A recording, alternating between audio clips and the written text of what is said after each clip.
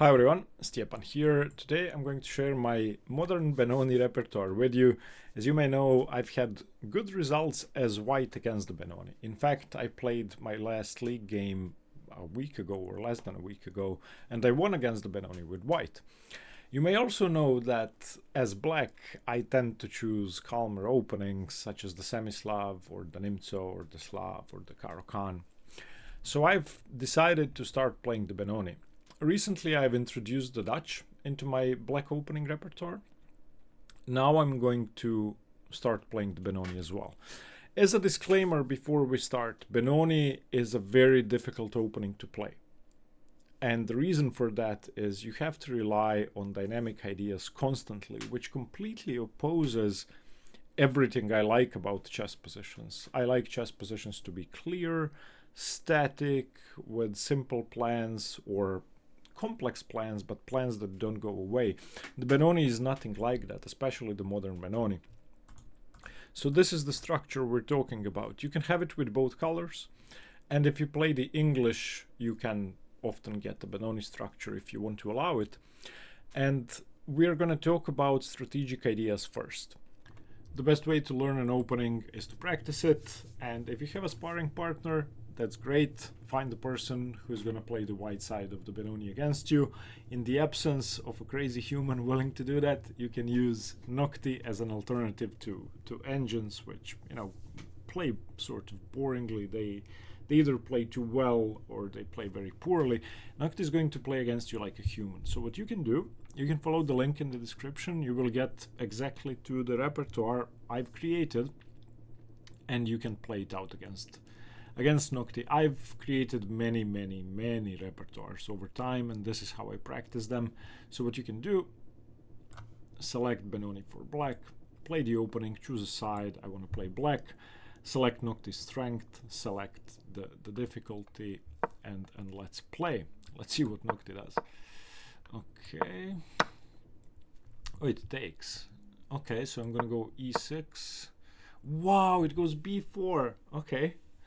Now Nocti is already losing. What? Okay, now it's in trouble. It's the good move. This should have been excellent. Nocti is going to be giving you immediate feedback. Okay, so now we're just up a pawn with a very clean position. I'm going to win that pawn. I wonder if I should take on c5.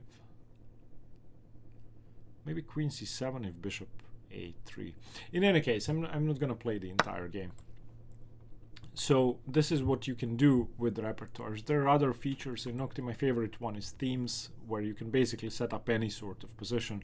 And as you can see here, I create a theme basically for every tournament game I'm trying to prepare for, and then I can play out positions that my opponent is good at. So check out Nocti, follow the link in the description. If you decide to go premium and unlock all the features, use the code Hanging Pawns to get a 64% discount.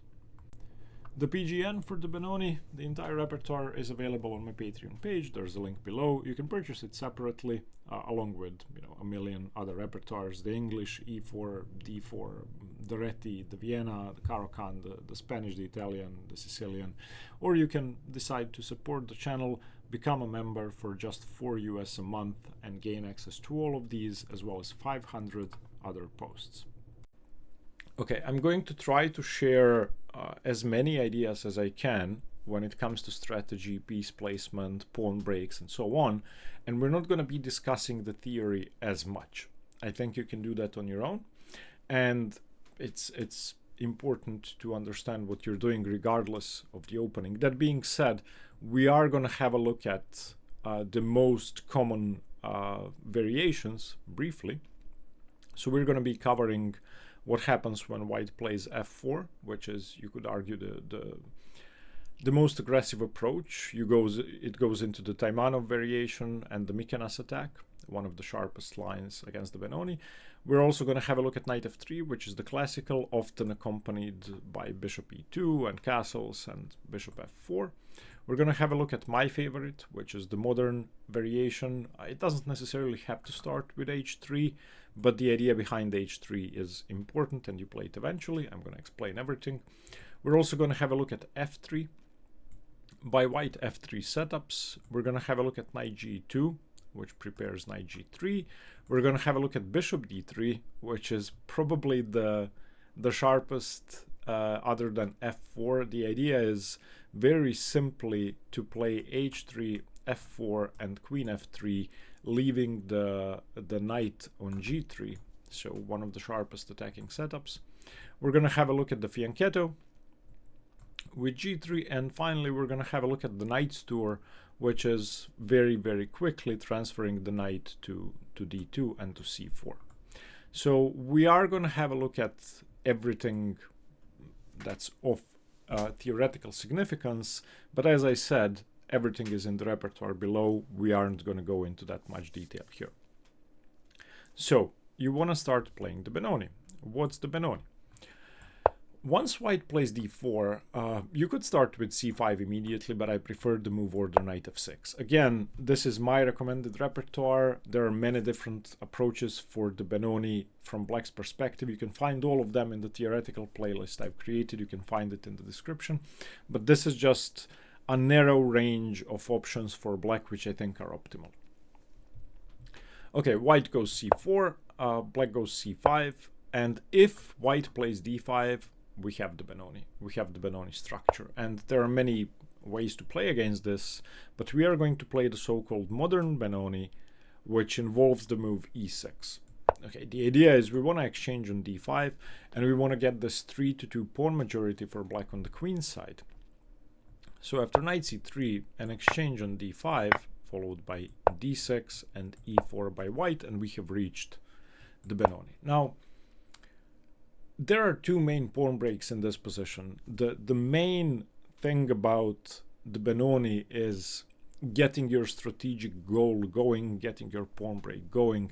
If you don't know much about the Benoni or about pawn breaks, it might be hard to guess what they are, but it's e5 for white and b5 for black. And basically, if white achieves e5 or if black achieves b5, they will have gained an advantage in the majority of the cases. And in my last Benoni game where I had white, I played e5 and I won. In the game before that, I played in the Varsar Open against FIDE master Ajic. I managed to play e5 and I won. So how do you go about doing that? Well, for black, one of the main ideas to play b5 and to get this pawn majority going is to play a6, against which white should always continue with a4, simply preventing that. To follow that up, black has additional ideas. Black can play knight a6, knight c7, supporting b5, and black can also play rook b8, supporting b5. So technically, black can get 3 pieces to control b5, along with the bishop on d7, so 4. So that's very hard to prevent. On the other hand, white's e5 can be prevented slightly more successfully, and as I've told you, I've had white against the Benoni many times. Usually I do manage to play e5, but for a very specific reason I choose the variation with h3. Let me explain. So after g6, white has many options. Personally, I don't play f4 and I don't play knight f3. The downside of those two moves, especially knight f3, let's examine that first, is that if white goes for this classical sort of approach, where both sides castle, black plays the move bishop g4. Now, this is one of the most important strategic ideas for black. And I would like you to remember this as the main theme in the repertoire along with b5. So our first aim is push b5, whatever the cost, unless we're sacrificing material. Second strategic goal, get rid of this knight. Why? This knight does two very important things. And I'm going to introduce white's ideas in a bit more detail now. So the first idea is push e5. Obviously, the knight supports e5. The second idea, more importantly, is this knight can go to d2 and to c4 and put pressure on d6. Notice that this poor Benoni d6 pawn is weak. It cannot be defended by a pawn. It can be undermined with e5, and usually white wins when this pawn queens. And that's exactly how I won my last two Benoni games. as white. So by playing the move bishop g4 and by white allowing this move, we get to trade the knight off. Now it doesn't matter if the knight moves away now, because we still manage to get rid of our poor bishop. Let's just examine a mistake here, knight bd7. Sometimes you're forced to develop this knight, sometimes, but that leaves the bishop stuck. And you may think my pawns are on dark squares, this is technically my good bishop. No, no. This is your Benoni bishop. This is how you win games. You want to get rid of this bishop straight away. So, if white plays knight f3 and bishop e2, and very calmly, we go bishop g4, we exchange the knights. And after something like bishop f4, there really is no option to play knight d2 now, because we exchange that knight and we get to prevent e5. So, what do I do with white instead to continue explaining the strategic ideas? Normally in this position I will play h3, or perhaps bishop d3 or bishop e2. I like both move orders. I've also played bishop e2 and on bishop g7 knight f3, and when they play bishop g4 I will go knight d2. Okay, something like that, which is scary.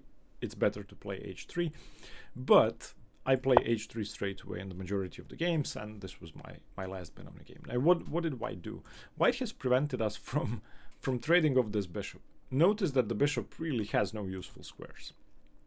So now what we're going to be forced to do is we're going to be forced to block that bishop in, and white plays knight f3 completely unopposed. So not only does the knight support e5 forever, but it also has the option to come out to c4. And another benefit of h3, once we play bishop f4 targeting this pawn, the bishop can retreat to h2 and simply stay on the diagonal, stay on d6. So those are some basic strategic ideas. Now white usually plays e5 even if it loses a pawn. There are many tile games, there are many games by strong tacticians where they would push e5, sacrifice the pawn, and then have a pass d pawn, causing trouble in black's position. Now, other than these sort of simple patterns, there are many more. There are numerous patterns, but what I would like you to remember is whatever white does, you have to play dynamically, and you have to try to play for the queen side. There are exceptions where black transfers their attention to the king side and white actually plays on the queen side with b4, but they are very, very rare. Okay, so that's the introduction to the strategy. Now let's have a very brief look at the anti-Benoni, what happens if white doesn't allow the Benoni, and the Benoni against other openings other than the main line d4, c4. Because as we know, people who play d4 can play the London, can play the Trompovsky, can play the Stonewall, can play many different Colli system openings. And we're also going to briefly examine what happens against the English and the Reti, because personally, I've been playing the Semislav for years, and whether people play knight f3 or c4 or d4, I would always be able to do the same thing. Unfortunately, if you want to try the Benoni against everything, that simply doesn't work. Because if white starts with c4 and we go, say, knight f6, and they go knight c3 and we go c5, well, white doesn't have a pawn on d4, white doesn't have a pawn on d5, there's nothing to undermine. That doesn't mean that we aren't going to transpose, that white isn't going to play d4 eventually, but you know, they may never play it. So against this, I recommend a sort of English, symmetrical English, or a Sicilian eventually structure, sort of a dragon / symmetrical English.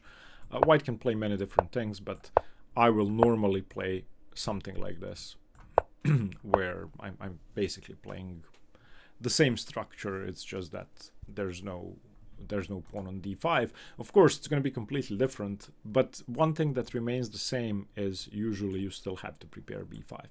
So the bad news is, if you want to play the Benoni against everything, you cannot do that. Now, d4 knight f6. Let's say white wants to play a system opening that's not the Benoni. What if they play bishop f4? What if your opponent plays the London system? Well, it's actually very easy to play this against the London. We go c5. And normally when I played the London, I would go e3 here, and that's not a good move. It's just not a good move. If they go e3, then we immediately have a good position with queen b6. I don't want to get into this. I've covered it in the London series, but white should play knight c3, and black can take for an immediate draw, where I'll show you that briefly. Knight b5, and then black's idea is, of course, rook b1, rook a1 with a draw. But we don't have to take. We can actually play the move d6, which is what I would recommend here. So d3 is really not a good move. So e3 is not a good move against c5. So what white should do is white should enter a Benoni structure. So once we have that, we go d6, and after knight c3 or other moves, I recommend not playing e6 but e5. And I think this is a great way to play the Benoni against London. White should move the bishop somewhere, and we go bishop e7. I should mention that any en passant is really bad because it helps us develop, and now black actually has a tremendous position, even a slight advantage. Knight c6, d5 is going to happen. White basically has to play e4, and black has a small edge. So the London is not an issue, in my opinion. The Trumpovsky is actually better against the Benoni setup. So once again, we go c5, and black has two options, either d5 or take on f6. If d5 with a proper Benoni, we can actually play the anti-Trumpovsky knight e4, chase this bishop away to f4, and now queen b6. And the pawn is under pressure, f2 is under pressure, we're threatening c4 and queen b2, so black's best is bishop c1, and now we start undermining e6 and so on. Again, the line is in the repertoire, but it's really not a big deal. And if they take on f6 straight away, then we just go gf6, and after d5, again entering a Benoni, we go queen b6, they have to defend the pawn, so queen c1, and now f5. And the idea behind f5 is simply bishop g7 with pressure on b2. So I really don't think there are many system openings that can challenge the Benoni properly. It's by far the best option for white to play d4, c4 against knight f6. But as you know, personally, I've played the London for about a year or maybe even two. So people who play their system openings are still going to try to avoid the main lines, and this here is the way to refute that. Now, let's have a brief look at what happens if white doesn't oblige with d5. There are so-called anti-Benonis, and there are three main ways to avoid the Benoni. All three are viable alternatives to d5, but they are suboptimal compared to d5. As you may know, the engine is going to say that black is always worse in the Benoni until black isn't worse. And usually that advantage shifts by a point or two very quickly after white makes a mistake. So many people wish to avoid the Benoni, and they can do that with knight f3 or e3 or simply taking the pawn. And again, all three options are playable. Let's have a brief look at dc5 first. I guess many beginners will be afraid of simply playing c5, giving up a pawn just like that. But dc5 isn't good, and you're going to take that pawn back. So we're going to be playing e6. Now, first of all, b4 does not work. The rook isn't protected, and there's a very, very easy way to punish this. We can go a5, where, of course, a3 loses the game on the spot, ab, and the pawn is pinned, the rook is hanging. So the pawn cannot be kept. After e6, white has only one option to save the pawn, which is bishop e3. But once again, once we could play queen a5 check straight away, pick the pawn up, but I prefer knight a6, and now the pawn is falling. That's it. So white has basically given up the center, given up the d pawn for the c pawn for no reason, and black has two pawns in the center. After knight c3, I actually prefer bishop takes c5, although knight takes c5 is also playable. This is really, really fine. one game has been played with b4 here, but knight c4, knight e4, knight e4, queen d4. One tactical trick you have to remember is when queen d4 is played, double attacking g7 and e4, you have to move queen f6, not saving the knight, but counter-attacking the rook on a1. So dc5, not an issue if you learn this one simple variation. If they go e3, well, we aren't playing the Benoni. You have to make your peace with that. You're not always going to get the Benoni, but you can still play, you know, in the same way you would play against the English or the Reti. Just, you know, play g6, bishop g7, castle, d6 or d5, depending on your preference. What I'm going to recommend, actually, if they don't play d5, is that we play d5. So cd, cd, d5 in sort of Grunfeld fashion, and we're just going to get an IQP position whatever happens, or white's going to play c5 Panov style, but not in a favorable position, because c5 here would be way too committal. The engine says black is only slightly better, but after knight e4, and I've had this position many times in the Panov Botvinnik or a similar position, this knight is immune. If it's taken, then of course we win the pawn. And yeah, this isn't that great. So after d5, we are likely going to get an IQP. Another way to avoid the Benoni is knight f3. After knight f3, I prefer the very simple cd4, and after knight d4, e5. This may seem weird. It may seem weird to enter a sort of reverse Sicilian, but I think this is the best option. And this is basically a Sicilian in reverse, where we are going to go d5 and play an open Sicilian. After knight b5, d5, we now have a very typical open Sicilian with colors reversed. So that's my recommendation. You can do whatever you want. You can play a calmer variation, but this is what I like. So yeah, those are the anti-Benonis. Nothing major. Now let's cover the actual theory. So d4 knight f6, we get our modern Benoni with e6, we take on d5, and as I said, white has many options. f4, knight f3, f3, h3, bishop d3, bishop e3, knight e2. There are many moves. We are going to cover everything. g3. So let's begin with f4. f4 is, you can call it the pawn storm variation, you can call it whatever you want, but the main division is on two different variations. e5, the Mikenas attack, which is very rare, and bishop b5, which is the main line, the Taimanov. And bishop b5 is one of the main reasons people don't play the Benoni anymore. It's considered to be good for white. Visually it is very appealing for white, but it's okay. I'm going to show you what to do. So after bishop b5 check, first of all, you cannot play knight bd7. I mean, you could, but you'd be close to losing because of e5. Obviously attacking the knight on f6, attacking the pawn on d6, and threatening e6.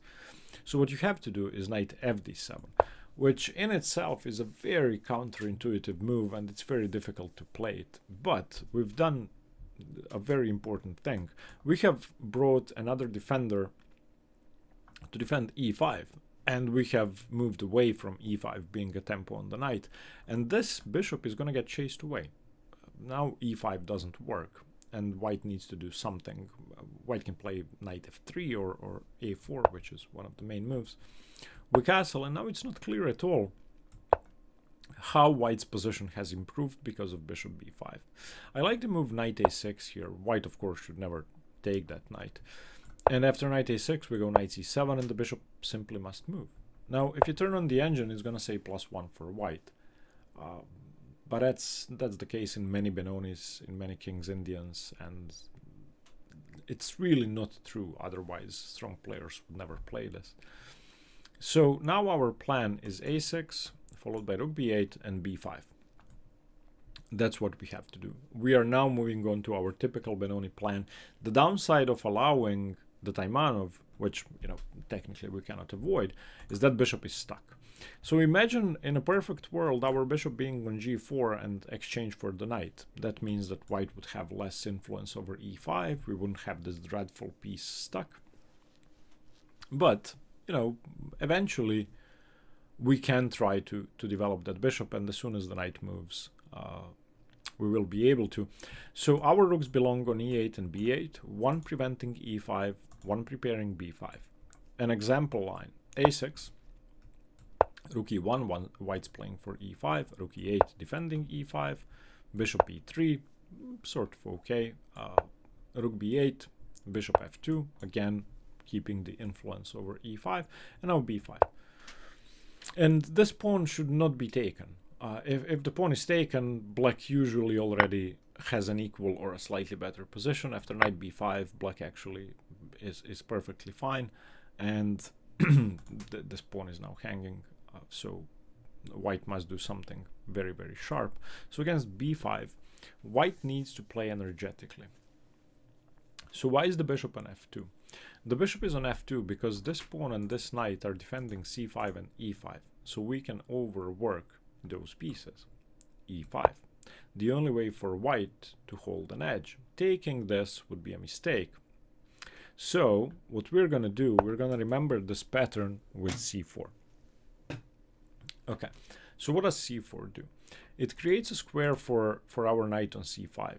But that's less important when the bishop is on f2, because normally we don't want to allow bishop takes c5, dc5, and then this pawn becoming mobile. It also gains a tempo and gets rid of the pressure on c5. So once the bishop moves, let's say bishop e4, now we can play d5. And if fe5, black actually has a significant advantage. Of course, white has sacrificed the pawn. So instead of fe5, white already needs to play something drastic like d6 or bishop h4 to gain an edge. So it gets very complicated, and both sides need to resort to sacrifices and tactical ideas like this one. But if you learn those ideas, you really shouldn't have any problems against the Taimanov. So once again, our idea against the Taimanov is firstly knight fd7 on bishop b5. Secondly, knight a6, knight c7 to begin with before we play a6, because we want to bring another piece to control b5, and also there's a knight on d7, so it's not like we can play knight d7.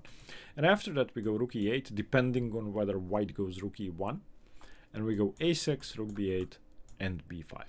It's as simple as that. Now, that's bishop b5. Another line is e5, the Mikenas attack, and this, according to the engine, is just bad for white. Black's already equal or slightly better. Again, we're going to do the same thing, knight fd7. Don't worry about the pawn. Don't worry about the pawn. If white takes that pawn, black is better after castles, the rook's coming to e8, white's king is wide open, and as soon as the knight moves away from d7, we're going to take that pawn anyway. So white should not do that. Instead, white plays either knight b5 or knight e4 with the same idea of taking the pawn on d6 with the knight with check. It doesn't matter which move we look at, it's the same thing. So let's say knight b5. Now we have to take on e5 because we need to get some sort of compensation. If white is allowed to take on d6 with the knight, we're never going to get rid of these three pawns and we'd be losing. So now you have to stomach the fact that the knight's coming to d6 with check, and that's fine. So takes, knight d6 check, king e7. The knight is attacked. Fe doesn't help because bishop e attacks the knight. So the knight has to move. Moving it to b5 or somewhere else is inferior to taking the bishop according to the engine, although it's possible. So something like knight c8, queen c8 is fine. Here, knight f3. I don't know, we can go rook d8, liberate the rook, move the king back. The pawn on d5 is weak. The engine says black is slightly better, and I don't think we should have any issues here. So again, if white plays e5 straight away, just remember that you don't have to react with de, and you're going to be fine. So knight fd7, and when they play knight b5 or knight e4, just take on e5 and you're fine. Moving on, I want to show you the classical. So if white doesn't play f4, if they play knight f3, you should rejoice. This is the best thing that could happen to you because now you have the option to play bishop g4. Don't play it straight away. You have to get your king to safety first. So white still has the option to play h3 at some point. If I had white here, I would play h3 here. Or I would play bishop e2.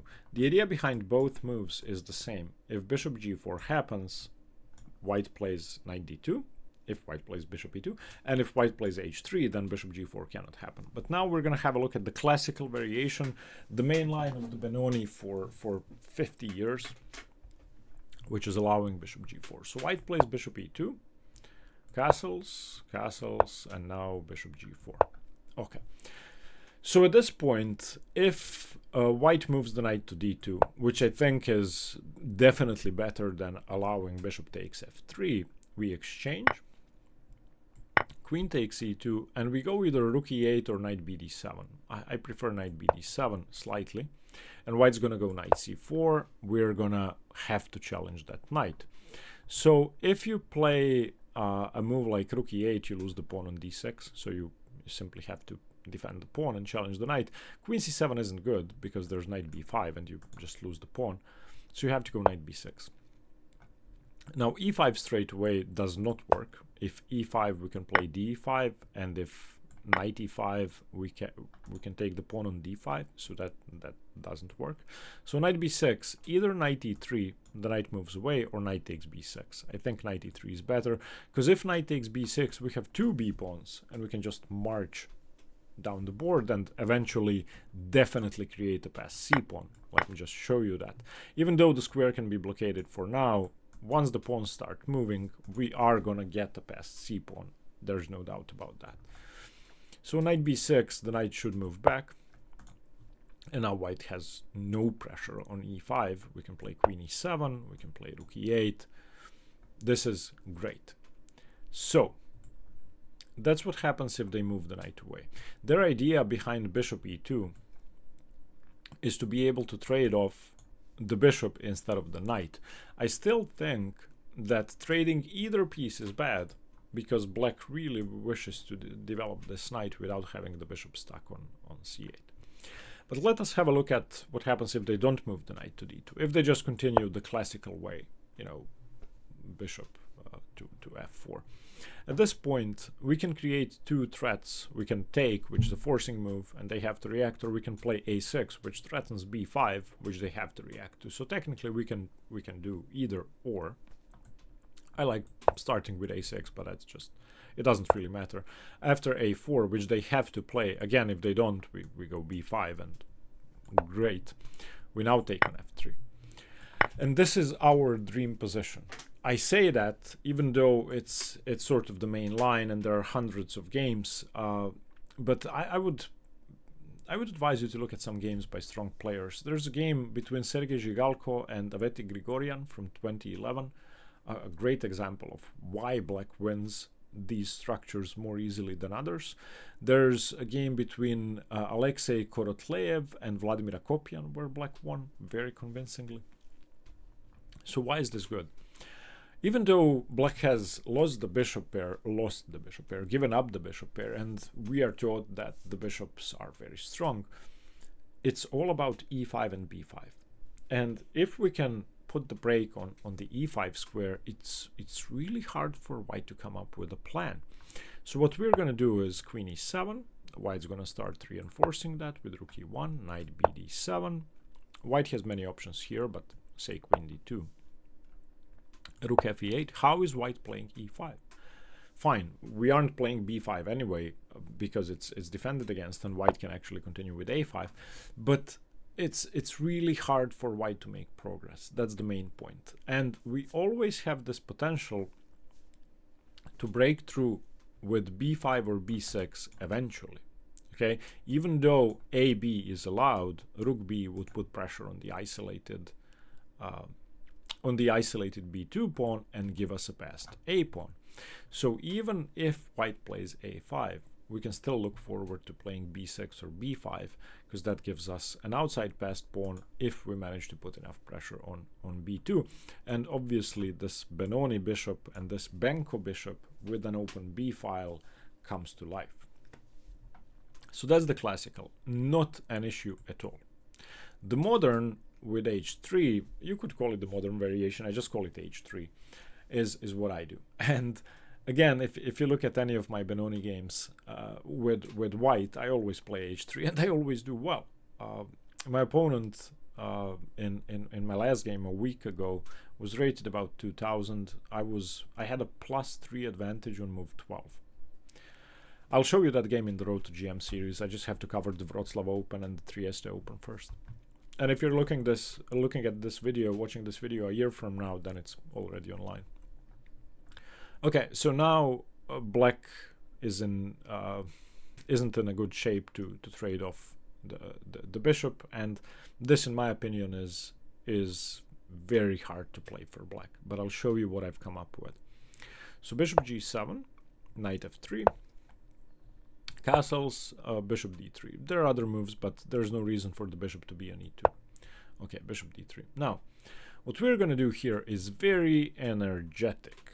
If we make normal moves, like, I don't know, rook e8 or a6 or knight a6 or knight h5, which are playable, eventually white's going to destroy us. That's my experience. By the way, if you hear something that sounds like a machine gun, it's some people destroying something with a pneumatic drill, if that's a word. That's what it's called in Croatian. So it sounds like there's a battle nearby. Excuse that. So what we are going to do is we are going to play b5 straight away, sacrificing a pawn, or are we? So what does this mean? White needs to take this. If they don't, we just keep pushing. If they take with the knight, we go rook e8, attacking this pawn, and the pawn can no longer be defended. If knight c3, we take anyway, and we have f5. Okay, and on rook e8 they should castle, and we simply recapture the pawn. So what we did is we've traded our b pawn for their e pawn. That gets rid of the main ideas in the opening. White cannot play e5, we cannot play b5, but this diagonal stays wide open, and I think that favors us. Secondly, this knight must move away, and it shouldn't go to c3 because we just take. We don't win an exchange because white can throw in rook e8, but it's still an awful move. So knight a3. Move the knight back to f6, rook e8 check, not queen e8, excuse me. Let's delete that. Knight e8. Knight e8 and something like bishop g5 and queen c7, and you just have a normal position where there's constant pressure on b2, and they need to do something about that. They need to play very actively. I mostly fear queen a4, which puts pressure on the knight, obviously not allowing us to play bishop b2, winning the game, and also defending the knight. So even in the event of bishop b2, we're fine. Now, if they take with the bishop, which is less popular, I think we have even fewer problems to solve. Taking with the bishop is visually more appealing because it prevents rook e8. But we can play knight takes e4 anyway, and after knight takes e4, we play queen a5, and the bishop hangs. So tactically it works again, and after knight fd2, they have to keep attacking the pawn on d6. We grab the bishop, knight takes d6, we have to move queen a6, chasing the knight away, knight c4, and knight d7. We have given up a pawn, and there isn't much we could have done about that because the d6 pawn hangs, but we're going to get the pawn on d5 back. And this is actually a very forcing line where, as you can see here, usually a bunch of stuff gets traded off, and on a high level you get this position, and well, strong players agree to a draw, but you know, mortals like us could blunder with either side. So we are going to get the pawn on d5 back, and it's not such a big deal. So remember that if white plays my favorite way against the Benoni with h3, and then they continue with knight f3 and bishop d3, you have to play b5. So bishop g7, knight f3, castles. You have to do that before committing to b5. because obviously if you go b5, bishop b5 is check. And after bishop d3, b5 now.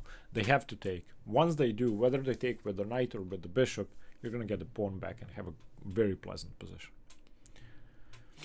Okay, f3 is something I want to mention really briefly. I don't like it. I don't really understand it. White's idea is to go usually bishop g5, queen d2, knight e2, knight g3, and start a kingside attack. I don't think this is ambitious at all. So we can just make normal moves. Rook e8, knight g2, knight bd7, knight g3, and something like queen a5. White wins a lot of these games. And there's a game played between Boris Golko and Efim Geller, which I would like you to have a look at. And White's idea is, you know, I'm going to allow b5 if you want to play it, because it's playable now, the rook is hanging. So b5, castles. Black basically gets whatever they want, but this knight is coming to e3. The pawns will start moving forward eventually. They may even exchange this bishop at some point. And let's say we continue with c4, which is a very nice idea. If bishop takes c4, there's queen c5 check, and they have to defend with the knight. And now we can start pushing the pieces away, and obviously the bishop is stuck. So that's one way to do that. I would recommend that white doesn't take. White should play king h1 to avoid this check, and now we get to defend the pawn. Even though white has this crazy attack, we already have a potential passed pawn on the c file, and it's going to become a passed pawn as soon as we successfully play c3. So it's a very weird position. It's a very weird position where white has many pieces close to black's king, but there's nothing concrete. So what I would like you to remember about f3, while white's transferring all the pieces to the king side, you need to play for b5 and c4. Okay, knight g2 is a strange move. It's very similar to f3, but white doesn't play f3. White plays the same idea, but without f3.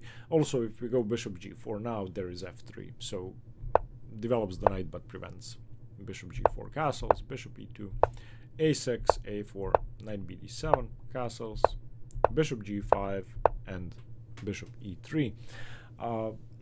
Again, very similar to the f3 line, except that white hasn't played f3, which you could argue is favorable because they have f4. And what I like to do against this is h5. Whenever there's a knight on g3, I want to chase the knight away. So white needs to make room for the knight on f2. So they play f3, basically transposing to the other line, except that the queen isn't on d2. And now again, our plan is simple. We play for b5. It's really not complicated. We can also play knight h7 and play for pressure down this diagonal. So I don't think knight g2 is challenging at all. Now bishop d3 is more interesting because it prepares knight g2, but the bishop is already on d3. And it's one of the sharpest lines because, as I said, white wants to play h3 and f4 and queen f3. There's a way to defend against this, which I'm going to show you. So h3 we go rook e8, knight g3 we go queen c7, playing against e5 some more because white has f4. And now we go rook b8, and after queen f3, white wants to play e5. So we once again have to play very energetically, and the reason we played queen c7 is so that we can get c4 in with tempo. So c4, the bishop has to move away, and now b5. And as you can see, b5 is, defended. White, excuse me, I may sneeze. White could trade, but they achieved nothing. And we have once again broken through, and we have a passed pawn on the c file. So something like bishop e3, b4, rook a7, queen d8. The knight moves away, bishop b7. Both sides have something to play for. I would say that even though the engine says this is equal, it's a very scary position for black to play. Okay, we seemingly have very good pieces. We have this very dangerous pawn on c4. However, look at white's pawns, look at white's bishops, look at white's knights, look at the queen and rook on the long on the f file. Look at this rook. Even though there's nothing concrete here, and white has done or black has done nothing wrong, you could lose this position in a few minutes and in a few moves. For example, if white shouldn't play e5 immediately because d5 hangs, and this is the reason we have a bishop here. But let's say knight f5. And what do? Black is supposed to be better, but if gf5, knight f5, look at this. It's a very simple piece sacrifice. You should take on e4 now and, you know, win some more material, but this is very, very scary. And it's not the theory that you have to study here, and there aren't even that many games from this position. No one has ever played knight d to f5 because the move seems crazy. People have played rook fa1 and rook takes b7 before, but there are many attacking like ideas like that, especially knight f5 and knight h5 if this knight moves away. So I think this is very scary, and while preparing my repertoire I was mostly afraid of this setup. Let's briefly have a look at the fianchetto, which I don't think is scary, because the bishop is sort of needed on other diagonals. It's needed on the b1 h7 diagonal. So as long as white has this pawn on d5, which unless e5 happens is going to be there forever, I don't think the bishop is efficient on g2. So I've never really considered playing the fianchetto as white against the Benoni, nor do I fear it as black. So against this, we're going to play knight a6, knight c7, a6, b5. So very, very simple idea. Again, bishop g4 is one of the moves we really would like to play. So we exchange that knight. We can play knight d7, playing against e5, and white could play e4, but they are never going to achieve e5. We already have a pretty perfect setup. We can actually play knight e5 straight away. So this isn't scary. I don't know why the bishop is on g2. I'm not good enough to understand the point of the fianchetto Benoni. It seems counterintuitive to develop the bishop behind the pawn on d5, where your entire strategy revolves around preparing e5 and moving that pawn away so that the bishop could come to life. I'm just not afraid of this as black. Okay, and finally, we're going to have a look at a position where white does not start with e4, but immediately plays knight f3 and knight d2.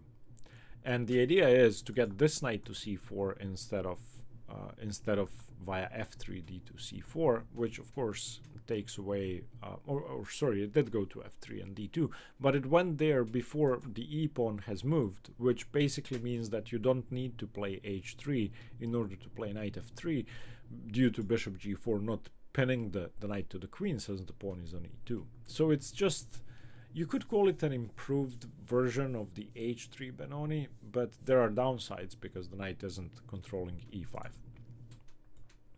Against this, we go bishop g7. We always do the same thing. The knight can go to c4 straight away, but it's more common to play e4 now. If knight c4, we castle, and the key idea is bishop f4, targeting the pawn. This is sort of the idea behind this is called the knight's tour variation, forcing us to defend the pawn uncomfortably. We only have one way to do that, and that's knight e8. And knight e8 is obviously not a move we are eager to play, but what can you do? Okay, so queen d2. I like the move b6 here because I want to go bishop a6 and get rid of this knight. And once you learn this pattern against the knight's tour, you're going to be fine. Just, you know, white plays whatever, and we go bishop a6. That's it. Trade the knight off. And we've basically accomplished the same thing we did with bishop g4 in the other lines. So if white plays knight f3, knight d2, knight c4 very early, we go b6, bishop a6, take the knight. Fine. No problem there. So I don't think knight d2 is such a big deal, or the knight's tour is such a big deal. I want to briefly mention some resources for this.